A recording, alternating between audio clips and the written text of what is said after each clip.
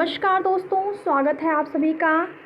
तो 69,000 शिक्षक भर्ती में आरक्षण सूची अभी तक जारी नहीं हो सकी है।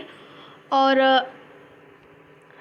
आरक्षण सूची की बात तो छोड़िए, अभी तक जियो ही नहीं आया है। जियो यानी कि गवर्नमेंट ऑर्डर होता है, शासनादेश, जो कि लिस्ट से पहले जारी होना चाहिए। जो भी लिस्ट आती है उससे पहले एक जियो आता है, उसके बाद ही जो सूची होती है वो जारी की जाती है। तो अभी तक शासनादेश ही जारी नहीं हुआ है, तो लिस्ट कब जारी होगी इसके विषय में आगे वीडियो में चर्चा करने वाले हैं। साथ ही साथ 27% और 21% जो मांग है अभ्यर्थियों की आरक्षित वर्ग की, क्या उसके साथ लिस्ट जारी होगी? और जिसके अनुसार अगर देखा जाए तो पदों की संख्या हो जाती है लगभग 18,000 आरक्षित वर्ग के अंतर्गत। तो संपूर्ण बिंदुओं पर चर्चा करेंगे। जो भी अभ्यर्थी चैनल पर नए हैं प्लीज़ चैनल को सब्सक्राइब कर लें और वीडियो को लाइक और शेयर ज़रूर करें। तो यहाँ पर अगर 6,000 पदों पर लिस्ट जारी होने की बात करें तो 30 दिसंबर को जारी होने वाला था, लेकिन किसी अपरिहार्य कारण से लिस्ट जो है आपकी जारी नहीं हो सकी।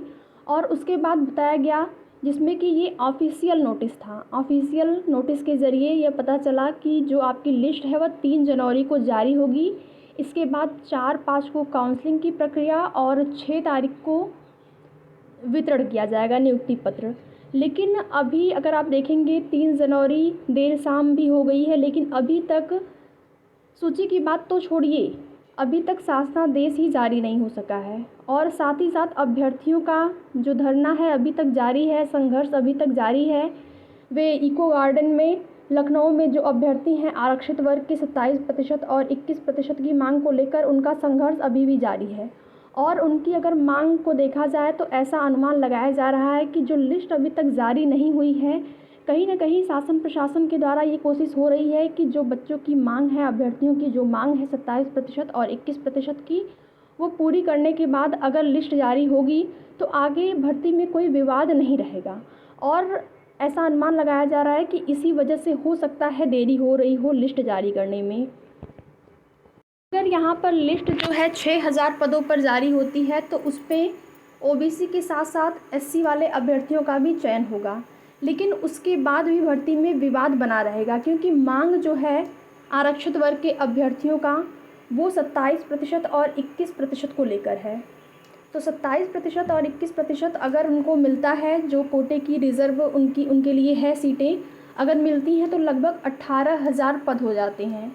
18,000 में जिसमें कि 15,000 के आसपास ओबीसी के अभ्यर्थी का चयन होगा और उसी में आप देख लीजिए 3,000 के आसपास लगभग एससी के अंतर्गत अभ्यर्थियों का चयन उसमें हो सकेगा, अगर संपूर्ण सीटें जो उनकी मांग है 27% और 21% की उनको मिल जाती है तो।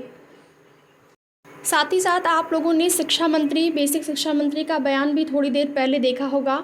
कहीं पर उनका बयान उन्होंने जो दिया है, जो सोशल मीडिया पे या फिर मीडिया रिपोर्ट्स की माने तो वायरल हुआ है। उन्होंने कहा है कि 6,000 पदों पर लिस्ट होने जा रही है और 17,000 पदों पर नई शिक्षक भर्ती आ रही है। लेकिन अगर देखा जाए तो ये शिक्षक भर्ती जो नई वे कह रहे हैं 17,000, उसको यहीं पर समायोजित करने की मांग जो है जारी है, जिसमें कि 22,000 वाला मुद्दा भी है। तो यहाँ पर अगर देखा जाए तो 6 जनवरी को एक महान विशाल धरना होने वाला है लखनऊ की धरती पर, जिसमें 23,000 वाला मुद्दा जो है उसको लेकर अभ्यर्थी जो है धरना करने वाले हैं। और 23,000 को लेकर जो मांग चल रही है अभ्यर्थियों की, उनमें सामान्य वर्ग के अभ्यर्थी, साथ ही साथ ओबीसी और एससी के अभ्यर्थी को भी शामिल किया गया है, यानी कि सभी अभ्यर्थी उसमें हैं जो 23,000 वाली मांग है। और उनमें अभ्यर्थियों का यही कहना है कि समस्त सीटों पर समायोजन कर दिया जाए, जो भी बची हुई सीटें हैं 1,37,000 में से उन समस्त सीटों पर समायोजन कर दिया जाए, उसके बाद नई प्राथमिक शिक्षक भर्ती आए। लेकिन जो न्यूज़पेपर या फिर मुख्यमंत्री जी का जो बयान था, जो आप लोगों ने देखा बेसिक शिक्षा मंत्री जी का बयान था, उसमें यही कहा गया था कि 17,000 पदों पर नई शिक्षक भर्ती आनी है। तो इस हिसाब से अगर देखा जाए तो 17,000 जो है प्राथमिक शिक्षक भर्ती बहुत कम है। और अगर यहाँ पर 23,000 को लेकर जो अभ्यर्थी धरनारत हैं या जो कोशिश कर रहे हैं, संघर्ष कर रहे हैं, अगर उनकी मांग पूरी हो जाती है तो समस्त सीटें जो हैं यहाँ पर फुलफ़िल हो सकती हैं। ओबीसी को भी यहाँ पर सीटें मिल जाएंगी। जो इनकी मांग है 27% को लेकर और 21% को लेकर जो एससी कैटेगरी के अभ्यर्थियों की मांग है उनकी भी पूरी हो जाएगी। साथ ही साथ सामान्य वर्ग के अभ्यर्थियों को की भी मांग यहाँ पर पूरी हो सकती है अगर समस्त सीटों पर समायोजन कर दिया जाए तो अगर यहाँ पर 18,000 पदों पर लिस्ट जारी होती है, यानी कि जो आप लोगों की मांग है 27% और 21% की ओबीसी और एससी की, अगर समस्त सीटों पर लिस्ट जारी होती है तो गुणांक काफ़ी कम हो जाएगा। आप यहाँ पर तीसरी काउंसलिंग से तुलना भी कर सकते हैं, जो तीसरी काउंसलिंग हुई थी उससे तुलना कर सकते हैं।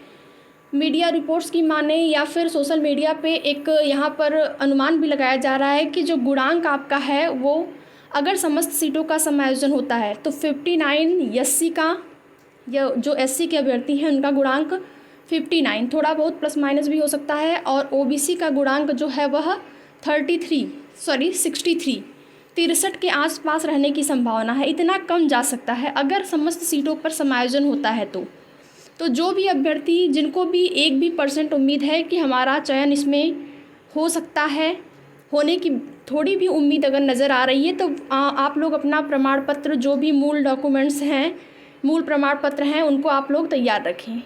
क्योंकि अगर लिस्ट जारी हो जाती है तो आपके पास समय आपके पास बिल्कुल भी नहीं बचेगा, क्योंकि अभी तक लिस्ट जारी नहीं हो पाई है और अगर देर रात हो सकता है लिस्ट जारी हो जाए तो उसके बाद आपके पास समय नहीं बचेगा। तो जो भी मूल प्रमाण पत्र हैं, अंक पत्र हैं, कम से कम उनको आप व्यवस्थित कर लीजिए। और साथ ही साथ जो प्रमाण पत्र हैं, डीडी हो गया, कैरेक्टर सर्टिफिकेट हो गया, शपथ पत्र, आवंटन प्रिंट आउट, जो आवंटन वाला प्रिंट आउट है वो, जाति प्रमाण पत्र, निवास प्रमाण पत्र, प्रोविज़नल और टेट और सुपर टेट का जो अंक पत्र और प्रमाण पत्र है, इसके साथ ही साथ ऑनलाइन आवेदन का जो प्रिंट आउट है वो, फाइल, फ़ोटो, लिफाफा, डाक टिकट, इसके साथ ही साथ आप इन सबको अपना व्यवस्थित करके रखें। क्योंकि लिस्ट अगर देर रात तक जारी हो जाती है तो आपके पास समय नहीं बचेगा। तो उम्मीद लगा के, अगर आप लोगों को 1% उम्मीद लग रही है तो आप लोग अपना सारा डॉक्यूमेंट्स तैयार कर सकते हैं। और उसके साथ ही साथ जो भी आपका मूल प्रमाण पत्र या मूल अंक पत्र होगा उसका फ़ोटोकॉपी भी कराना होगा आप लोगों को। उसका फ़ोटोकॉपी भी करा के आप रख लीजिए, 4-5 फ़ोटोकॉपी, जितना कि कम ना हो। आगे अगर आपको काउंसलिंग में